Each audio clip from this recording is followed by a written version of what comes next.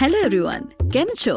તો આજકાલ જ્યારે છોકરાઓ મિત્રોની ટોળકી મળે ત્યારે એકબીજા જોડે અટેન્શન લેવા કન્ડિશન મૂકે, જેમ કે છોડ તારા વોટ્સએપના ગ્રુપ અને ચલ ને સાંભળ ને, કર તારા ટ્વિટરને ચૂપ અને સાંભળ મીઠી કોયલની કૂક, ફેક બધા ફેસબુકના લાઈક અને સાચુકડી કરીએ વાત કંઈક.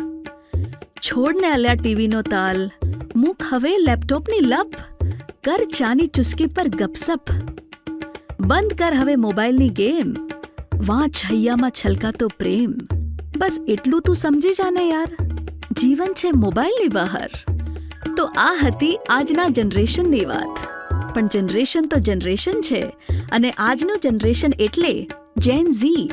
તો આજની પેઢીના નસીબમાં આ નથી.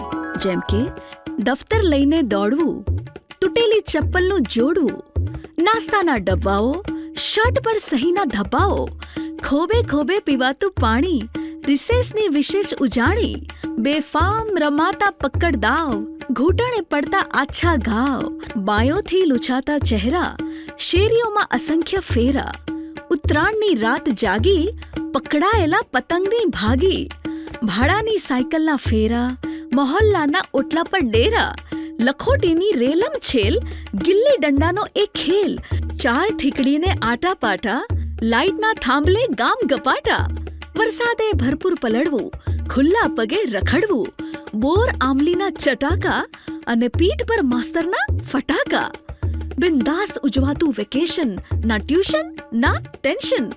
વાત સાચી લાગી ને મિત્રો? બધું ભૂલાઈ ગયું આ મોડર્ન લાઈફની લાઈમાં. કેવા હતા આપણે બધા પાસે પાસે, જોને નીકળી ગયા સૌ જિંદગીના પ્રવાસે. તો શેર કરજો તમારા ગ્રુપ, ફ્રેન્ડ્સ, ફેમિલીમાં. હું આવતી રહીશ, તો પ્લીઝ ફોલો કરજો. આવજો, જલ્દીથી મળીએ. અને ભૂલતા નહીં ક્લિક કરવાનું બેલ આઇકન પર નવા અપડેટ્સ માટે.